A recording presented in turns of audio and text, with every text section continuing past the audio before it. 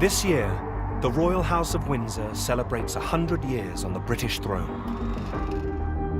They are now the most famous royal family in the world and have prospered while other great dynasties have fallen. They've seen their relatives overthrown, murdered and exiled, overcome family feuds, fire and betrayal. And they have always followed one crucial rule: survive, whatever it takes, whatever the cost. The Windsors learned the dark art of survival in the days of war a century ago. They've never forgotten it. Now, Channel 4 can uncover their secrets with the help of family insiders, royal experts, and some of the most closely guarded papers in the world. We've combed through letters, diaries, government memos, confidential royal reports, and for the first time, cameras have been allowed into the Queen's personal family archives at Windsor. What we've found rips aside the mask of royal pomp to reveal the human frailties and the secrets of the family that built Britain's most powerful dynasty.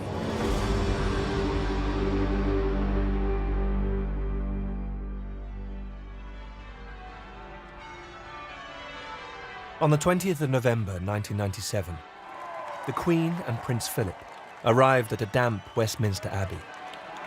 The rain has cleared, the weather is finer and better than it's been all morning. They were here to attend a special service to celebrate 50 years of marriage. The respectful and warm welcome was typical of the regard in which Britain's longest-serving monarch is held. It was a day filled with great joy and happiness. But what is astonishing about these images is that just weeks earlier, the Queen had faced the biggest crisis of her reign.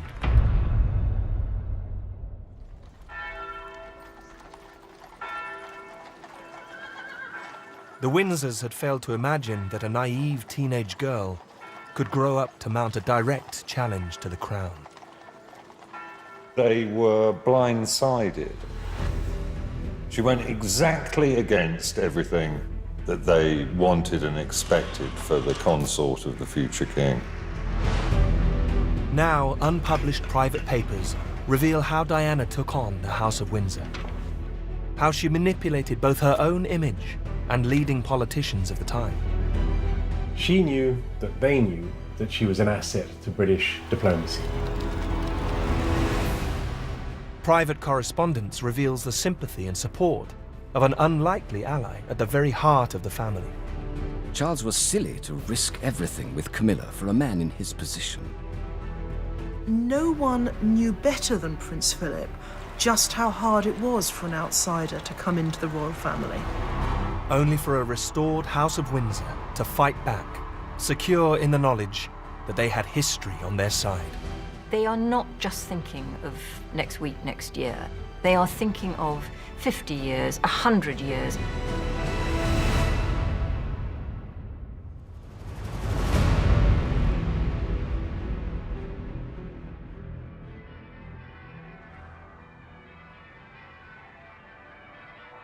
Billed as the wedding of the century, the marriage of Lady Diana Spencer to Charles, Prince of Wales, was a global TV phenomenon. Beamed around the world, 750 million people in 74 countries tuned in. Here is the stuff of which fairy tales are made. But we have to remember, the original fairy tales were pretty dark stories. The royal wedding kick-started a global obsession with Diana. Modern, approachable, and photogenic, she was the people's princess. Yet Diana's individualism was a problem for the House of Windsor, an uncomfortable echo of a prince who had shaken the crown 50 years before.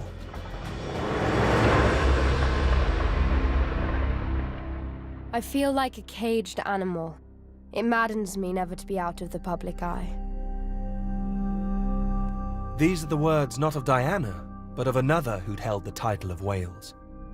Edward VIII, or David as he was known before he was king. A popular, maverick prince, he often rejected the family code. He was forced off the throne when he chose love over duty and married the twice-divorced Wallis Simpson. He was beautiful to look at, attractive to both men and women. He had a kind of aura about him which made people want to touch his flesh, to feel him. It was a sort of mixture of royalty, of celebrity, film star good looks, and Princess Diana had all these attributes. Both Edward and Diana broke one of the Windsor's most sacred rules. As individuals, their personality and celebrity threatened to overshadow the institution of the crown. I believe the magic of the royal family consists in distance. And the royal family is profoundly good at being away from the gaze of the public, but at the same time being close enough to reflect the values of our world. The Queen has never let her personality show. Throughout her long reign, she's had a very neutral expression, and nobody really knows what she thinks or even feels. If you don't show much personality, there's not much that you can dislike. On paper, the naive Diana was the perfect consort for the future king. An innocent 19-year-old, she could be trained to follow royal protocol. She was almost tragically uneducated. I think her sole academic distinction was to win a prize at school for the best-kept guinea pig. So her mind was utterly unblemished by education. Courtiers were amazed at her ignorance. It was encyclopedic.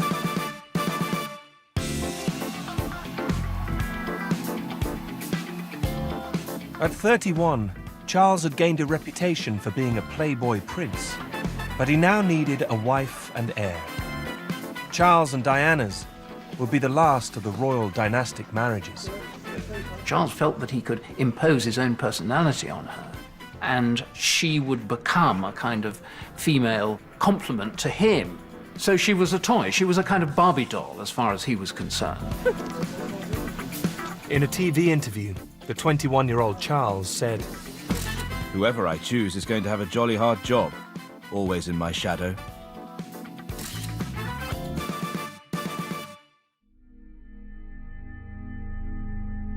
But behind Diana's shy smile lurked a troubled, complex character. One Charles and the rest of the royal family were ill-prepared to deal with. Diana was damaged. She needed to feel loved 100% of the time. Charles, on the other hand, was a very needy young man. He felt he was never good enough for his parents, certainly never good enough for his father, and his mother was rather absent because she was queen. And what he wanted in a marriage was a wife who would support him, and in Diana, he didn't have that wife. So it was a really, really tragic mismatch. Diana's neediness stemmed from a troubled childhood. A witness to her parents' acrimonious divorce, she and her siblings were the subject of a bitter custody battle. As a result, Diana's mother had to give up her children. Diana later admitted she had been haunted by the crunch of the gravel as her mother departed.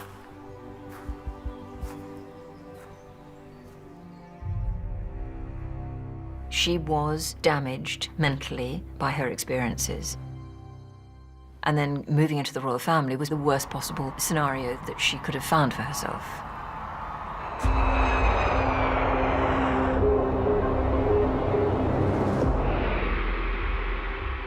With Diana now part of the royal machine, the 1980s saw her and Charles elevated to the world's #1 couple.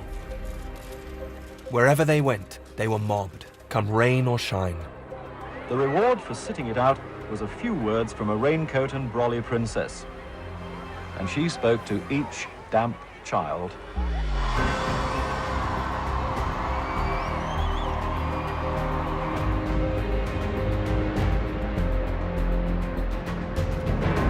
It always surprised me that she was able to perform, and it is a performance, you know. You leave a palace, you have a car that waits for you. You get into a private aircraft, masses of people wait for you. And they were having to sort of play this royal rollout and try and convince people that they were normal and everything was happy. But in private, everything was far from happy.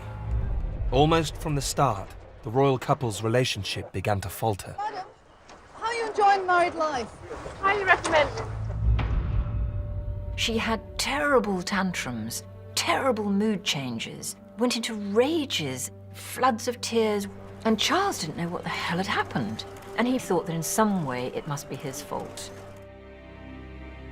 Diana would later reveal she suffered from depression and an eating disorder, something the Queen would imply was the source of their troubles. She indicated to me that the reason why our marriage had gone downhill was because Prince Charles was having such a difficult time with my bulimia.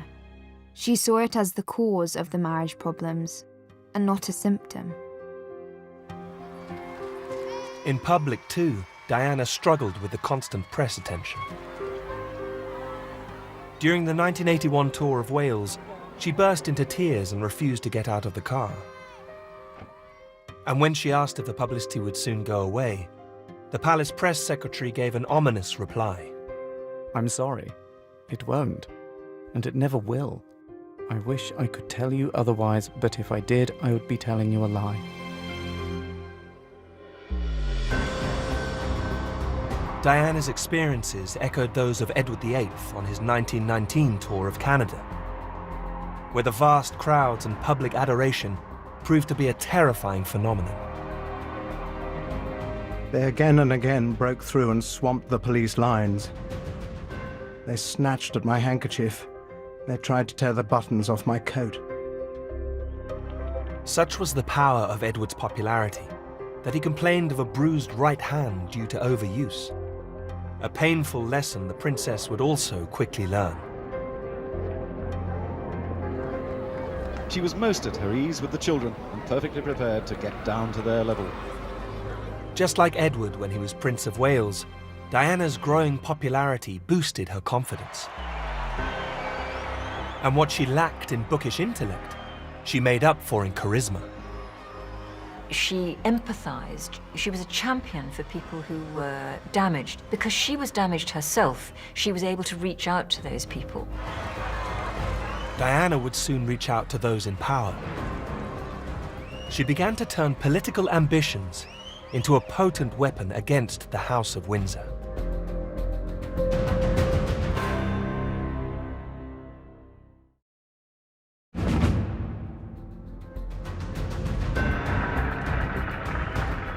By the mid-1980s, the Prince and Princess of Wales were global superstars, attracting vast crowds wherever they appeared.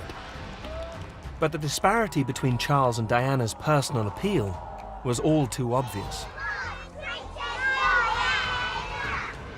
The children made it clear in the direct way that only children have that it was the princess they wanted on their side of the road.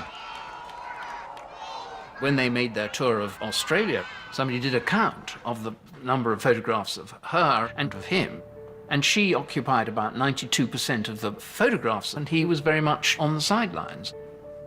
Why were the press taking pictures of Diana? Well, it's pretty obvious. A, she was good looking. B, she was a sort of fashion icon. This was everything at that time in the 80s that was selling newspapers and then subsequently magazines. Charles had been a star all his life. A golden rule, you never put more than one member of the family on a podium at the same time because each one is a star in its own firmament. Does Prince William have a favourite toy?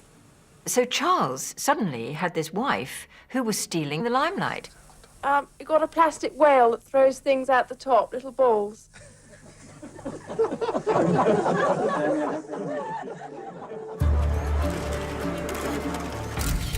The one-sided attention put great strain on the marriage.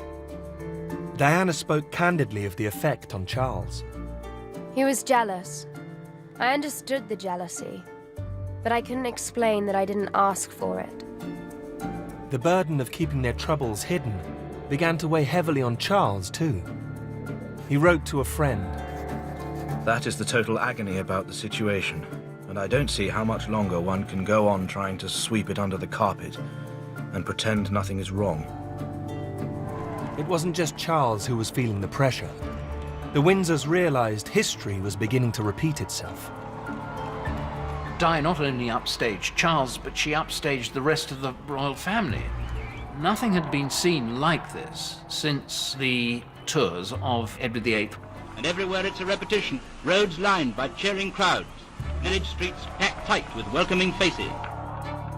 What made Edward and Diana popular was that they were unafraid to break a royal taboo, revealing their own personalities. Such unroyal behavior only served to humanize their radical brand of monarchy. Edward, in his autobiography, questioned the very idea of being born royal. The idea that my birth and title should somehow set me apart from and above other people struck me as wrong.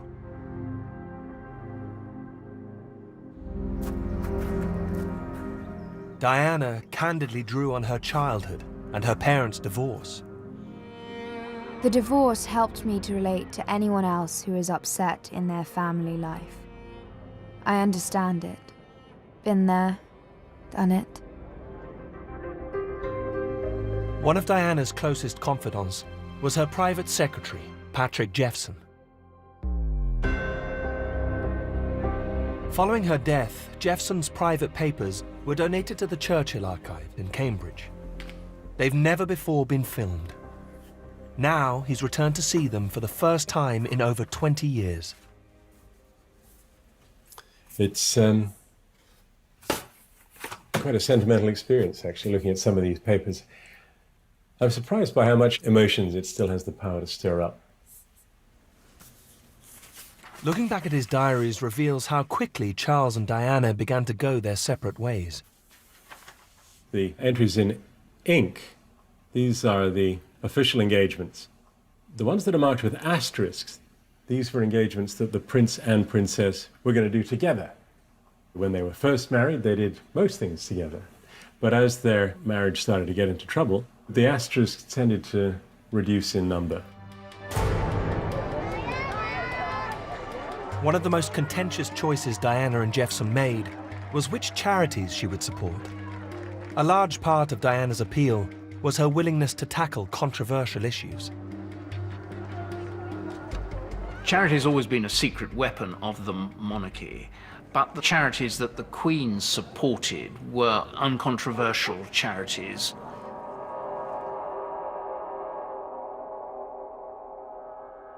Diana saw the possibility of getting much more publicity by dealing with lepers, by dealing with the maimed, by dealing with AIDS victims. You know, I witnessed it on so many occasions. People really down on their uppers. You get someone like Diana's be able to sit down with them for 10, 15 minutes, hold their hand. Well, people said, hang on, I never thought I'd ever speak to somebody like this in the royal family. So powerful was Diana's challenge to the established royal order that eventually the Queen herself intervened. I just happened to be there when Diana came out for a meeting with the Queen. And Diana was crying. I said, hey, what's up with you? You know, she said, no, you just won't believe what's happened. And she said, the Queen had said, why don't you get involved in something nicer, something more pleasant? People thought that she would be happier if she did easy, more traditional royal charities, animal charities, for example. And she said to me one day, Patrick, we'll do animal charities when we run out of people charities. Diana's compassion was a trait she shared with Edward VIII. When he was Prince of Wales, during a trip to a World War I hospital in Belgium, he controversially kissed a disfigured soldier. British civil servant Sir Ulmeric Fitzroy recorded the event. Surely an act of compassion entitled to live in history, he who can so bear himself in the dread presence of extreme misery must have a genius for pity. While Diana's genius for pity came naturally, there was a personal cost. To be engaged at an emotional level placed great demands on her own emotional reserves. There was nobody back home at the end of a long royal day, saying, "Kick your shoes off, darling, let me make you a drink. Tell me all about it. You're doing a great job."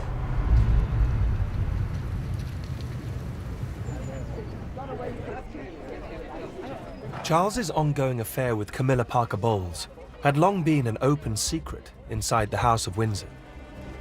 But by the 1990s, a shift in Britain's political climate, along with a slew of public scandals, saw many of the Windsor's secrets exposed.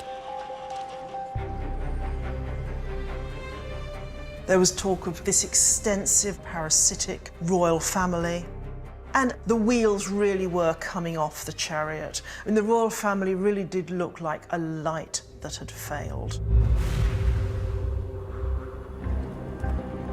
The biggest test in the Queen's long reign would come in 1992, as the House of Windsor literally went up in flames. It was blow after blow after blow. In January came the news about the Duchess of York's relationship with Steve Wyatt. In February, on the trip that was meant to signal the makeup of their marriage, Diana had herself famously photographed alone in front of the Taj Mahal. Next thing we knew, Princess Anne's marriage was breaking up. Then came news that the Yorks were in fact to separate. And then in August came Squidgygate. With both Charles and Diana now actively conducting affairs, one of the original royal outsiders quietly entered the conversation. Prince Philip, a man who had given up his naval career to stand in his wife's shadow, wrote Diana a string of deeply personal letters. I can only repeat what I've said before. If invited, I will always do my utmost to help you and Charles to the best of my ability. But I'm quite ready to concede that I have no talent as a marriage counselor. Here at last was written proof that this was acknowledged, recognized, and that there was sympathy for her. We don't approve of either of you having affairs. Charles was silly to risk everything with Camilla for a man in his position. Never mind how Camilla might feel about that, he was being supportive towards Diana. And no one knew better than Prince Philip just how hard it was for an outsider to come into the royal family. Charles, too, was finding the situation almost unbearable. On the 8th of November 1992, he wrote to a close friend. The strain is immense, and yet I want to do my duty in the way I've been trained. I feel so unsuited to the ghastly business of human intrigue and general nastiness. I don't know what will happen from now on, but I dread it. Prophetic words. As just days later, renovations at Windsor Castle turned 1992 from a bad year to a disastrous one. The sky aglow above Windsor tonight as 1,000 years of history takes flame. There was this extraordinary moment where the television cameras focused on people bringing out from Windsor Castle treasure after treasure after treasure after treasure. It indicated very much the them and us. The Queen has got this amazing ability to appear calm and reflective. But I know that in 1992 she was very profoundly worried by what was happening. It was a very difficult time for her. In the words of one of my more sympathetic correspondents, it has turned out to be an annus horribilis. The Queen called 1992 her annus horribilis, but perhaps the fact that she did so in Latin really epitomised what was wrong.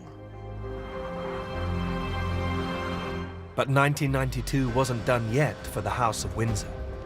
On the 9th of December, the Prime Minister, John Major, stood up in the House of Commons to make a statement. It is announced from Buckingham Palace that, with regret, the Prince and Princess of Wales have decided to separate. But while the Prince and Princess of Wales had no plans to divorce, for Charles and Diana, the gloves were off. The Windsors would have to use the lessons of history to survive the crisis.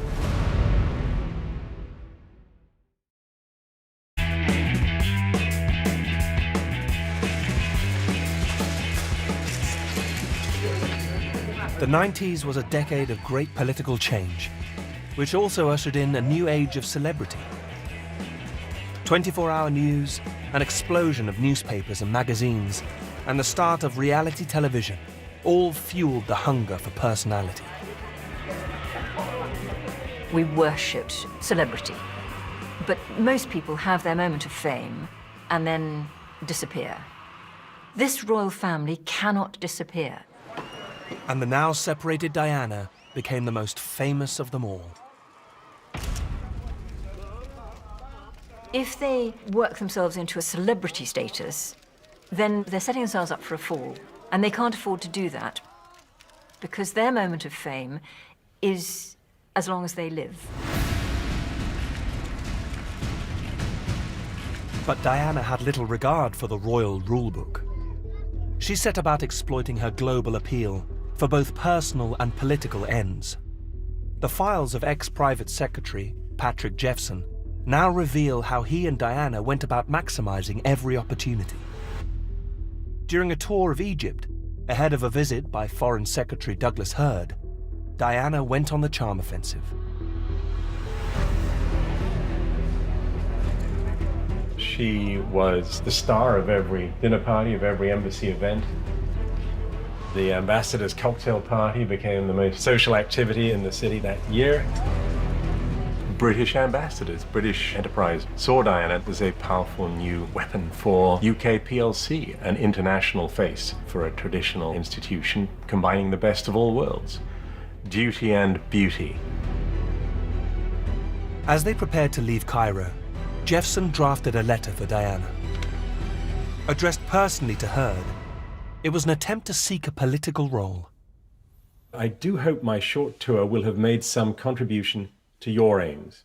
Please be in no doubt of my gratitude for the opportunity such a visit gives me to broaden my own horizons or my readiness to give my support to our foreign policy in any way you think would be helpful. She knew that they knew that she was an asset to British diplomacy. While Diana's political ambitions were kept private, the story of her failing marriage was played out in public, shattering yet another of the Windsor's most sacred rules. The great secret is say nothing, smile sweetly, but say nothing. But neither Diana nor Charles were prepared to stay silent. Each side leaked story after story. They showed a marriage that had been a sham from the start.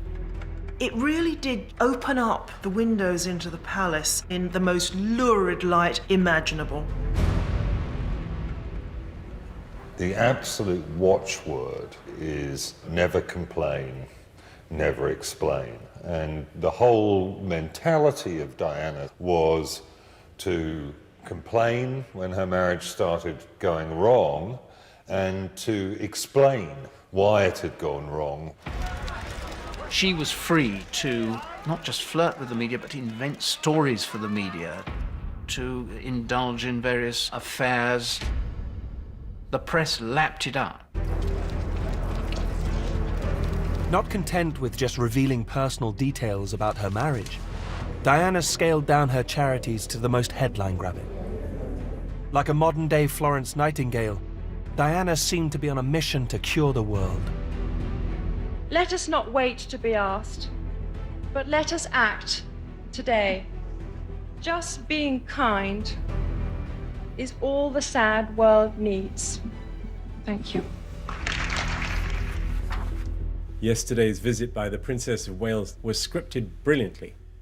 It is the performance which the Princess has come to play to perfection, mother figure to the world's needy. Diana's touchy-feely approach provoked her critics. Jeffson's papers reveal how he warned her about her image. Journalist Robert Hardman compared Diana to the more reserved Princess Anne. Visits are vital if the princess is to maintain her world profile, but she will need to use them sparingly and vary the diet. Too much of what cynics call the Mother Teresa routine could lead to compassion indigestion. Sent this up to the princess, wrote a comment on it. What are your Royal Highness's views on X? Hardman's warning. And she wrote me a note back. Typical this. I totally agree with X. Change of diet would be very important.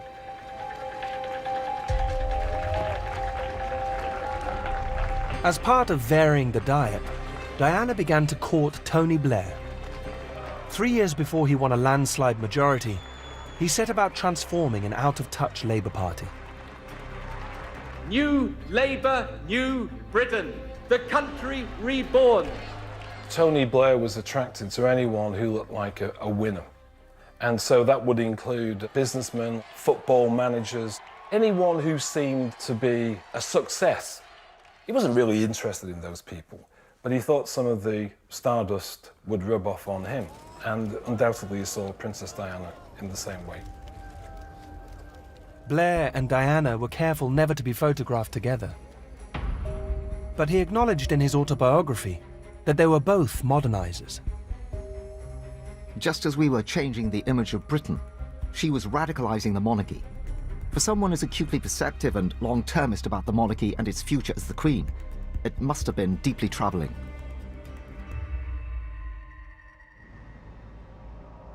In November 1995, the Queen was confronted by the most troubling event in the saga so far. Diana had invited Panorama's Martin Bashir to Kensington Palace and was about to reveal her alternative royal manifesto to the world.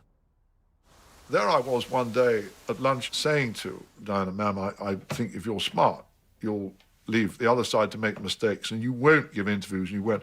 And she sat there saying, yes, Max, absolutely fascinating, Max.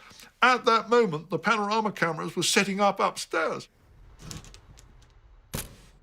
The interview was the most explosive and revealing ever by a member of the royal family.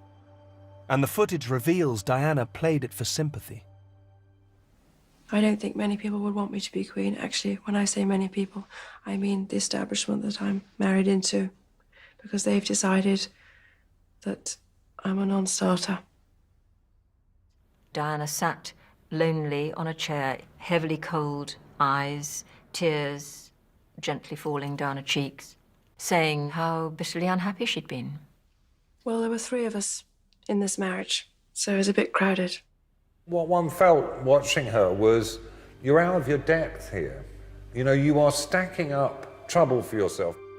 The footage shows that Diana openly questioned her estranged husband's suitability to be king.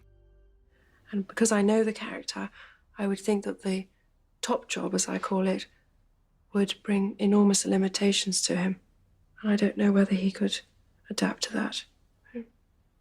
I should imagine the Queen was apoplectic when she watched that interview and realised the extent to which Diana's anger was driving her to wound the institution. One thing we do know about the Queen is that she places the crown above personal feelings. Diana ended the interview with a phrase that would tragically become her epitaph. I'd like to be a queen of people's hearts, in people's hearts. I mean, goodness, it was milking it, but it was absolute dynamite. She'd been built up. She believed her own publicity. I think she felt almost invincible. But afterwards, I think she really regretted having done it. I thought that was the most terrible mistake. A princess who chose to see herself as a victim and rather pathetic, I didn't like. If you're going to grab the world's attention, you've got to have something good to say, and she didn't. So I felt my time was up. It wasn't just Jeffson who'd had enough. Diana's blistering attack on the royal establishment made her a pariah. It was the Queen who must have felt the most betrayed and acted most ruthlessly. She sent Diana a rare letter telling her that she and Charles should now divorce. That's it. We have got to cut this woman loose. We've got to amputate this person from the family. For the next 18 months, Diana's personal life spiraled out of control. Stripped of her royal title, she now suffered the same humiliation inflicted upon Edward VIII in 1936.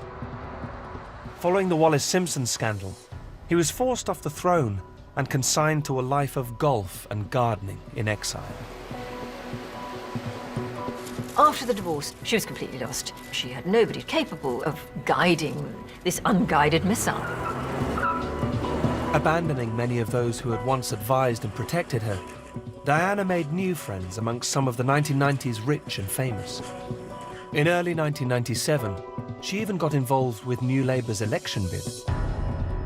The diaries of political spin doctor Alistair Campbell reveal the details of a secret meeting where Tony Blair consulted Diana on how to appear compassionate. We asked her for advice on pictures, and she said TB should go to meet the down and outs on the Bullring, go to the London Lighthouse to meet AIDS victims, or visit a hospital. But while Blair and Diana's meetings were kept secret, Diana's love life was all too public. Although few of her liaisons caused as much sensation as Dodi Fayed. The images of Diana frolicking on Al Fayed's 200-foot super yacht sent shivers through the House of Windsor. Dodi Fayed was said to have enough skeletons in his cupboard to stock a rather large-sized graveyard. He was a hopeless playboy of a character. I mean, I dared to say to Diana before I died, "What do you think you're doing?" And she sort of giggled and said, "Oh, well, it's fun." Even her new political ally and Britain's new Prime Minister, Tony Blair, now turned. A few weeks into his premiership, he mentioned to Diana that her new romance was an issue. He wrote later, "She didn't like it, and I could feel the willful side of her bridling." Yet within weeks, the problem was tragically solved. The surgeons fought for 2 hours to restart her heart. This morning, they announced that Diana, Princess of Wales, was dead. Now plunged into an almost fatal crisis, the House of Windsor would need to rely on its greatest asset to survive.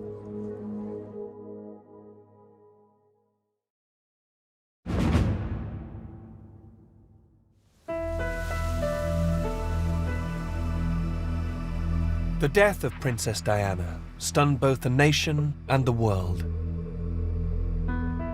If her arrival into the royal family had been spectacular, her departure, crikey, was pretty spectacular too, and very nearly brought about the end of the monarchy. The week between Diana's death and the funeral was, I think, the most interesting and probably momentous week in contemporary British history. For 6 extraordinary days, shock was followed by grief, which hardened to anger. For the House of Windsor, Diana, who had been troublesome in life, now proved almost fatal. From now on, the British stiff upper lip was to be cast to the wind, and we were all going to be allowed to bare our breasts and cry and emote and share in public. I've seen nothing ever like that in my life, before or since. There was a lot of damage done to the royal family. She was elevated into Saint Diana, and I think we really have to be very cautious about that interpretation. The House of Windsor faced its deepest crisis. It fell to Tony Blair to intervene. Once the champion of Diana, he now took his chance to save the day. She was the people's princess, and that's how she will stay, how she will remain. But while the country was united in grief, the royal family were noticeably absent, apparently holed up in the seclusion of Balmoral. A person very close to the royal family phoned me up and said, "Archbishop, can't you do something? Couldn't you intervene to correct this picture of the Queen?" But of course that was nonsense. To even do so would only really pour oil on troubled waters. As the pressure mounted on the Queen, Tony Blair stepped in. He wrote later, "There was no option. The tide had turned, and something had to be done. It seemed to fall to him to pull the Windsors back from their bunker, Balmoral, acknowledge the biggest exhibition of dying cut flowers the world had ever seen, wring their hands publicly. He seemed to be the man who was making that happen. What I say to you now, as your queen and as a grandmother, I say from my heart. Worth bearing in mind how little the Queen had to do to turn things round. She didn't have to give an interview to Martin Bashir. She had to appear at Buckhouse and say a speech that lasted less than 2 minutes, and she was everybody's favourite granny again. I, for one, believe there are lessons to be drawn from her life and from the extraordinary and moving reaction to her death.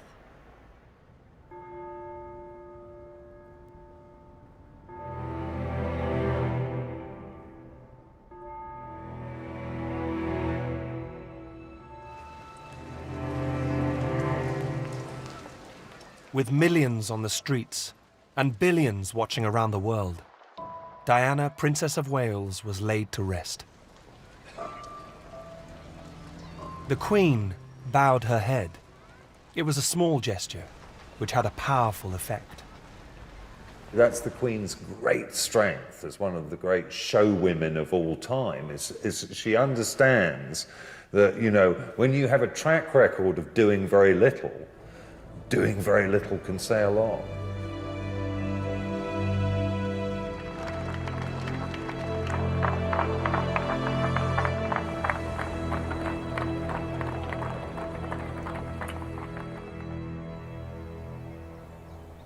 Those closest to the Queen were also quick to acknowledge her handling of the event. Her sister, Margaret, who did not bow, wrote, "My loving admiration for you. How kindly you arranged everybody's lives after the accident and made life tolerable for the 2 poor boys. I just felt you were wonderful." The House of Windsor now knew the worst was behind them. The Queen's cousin, Countess Mountbatten, summed up the whole Diana saga. It was a tragic solution to a terrible problem. They have a very long view of life. They are not just thinking of next week, next year. They are thinking of 50 years, 100 years. And they know that what seems a huge trauma today will have faded into history.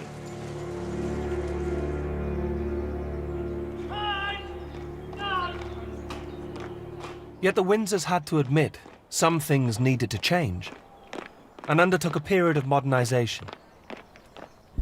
A family think tank known as the Way Ahead Group was charged with implementing the changes. These were mostly cosmetic concessions, that the flag should fly on Buckingham Palace, that there should be less bowing and scraping and less flummery. And this did have a certain impact. Even Tony Blair weighed in, recording some details of a private meeting he had with the Queen at Balmoral. Perhaps less sensitively than I should, I spoke about the need to learn lessons. At certain points in the conversation, there was a certain hauteur, but in the end, she herself said lessons must be learned. The real test would come just weeks later, as in November 1997, the bells of Westminster Abbey prepared to peal out again. But this time, for a very different occasion. Now the crowds gathered to witness a joyous family get-together that for the Windsors signalled a return to normality. The absolutely extraordinary thing is that it was back to business as usual for the royal family so fast. Diana died on the last day of August. The Queen and Prince Philip celebrated their golden wedding in November. There were fears of how the Queen would be received, so the festivities had been modified to be more in tune with the times. 10 ordinary couples who shared the same anniversary were invited. The Queen and Prince Philip made longer, more intimate public walkabouts. I think Diana's death and that outpouring of public hostility had lanced a boil. Dissatisfaction with the royal family had been building for a long time. Now we'd expressed it. We'd made our feelings plain. They seemed to have taken our feelings on board. And now we could get back to the kind of emotion that we're actually much happier with.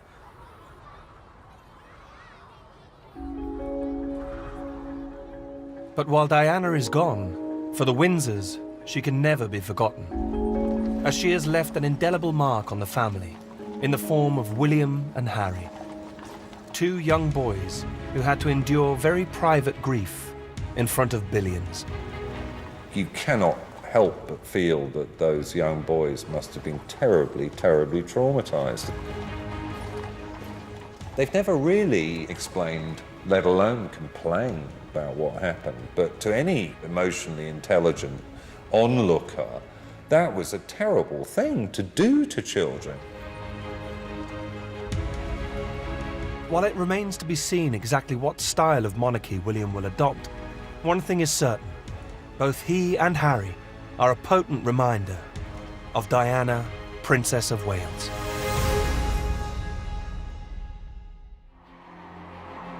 Next time, we look to the future, as the most outspoken heir ever prepares to take over. His vision of monarchy has pitted him against members of his own family. Will the House of Windsor continue to thrive under his reign, or will he bring disaster?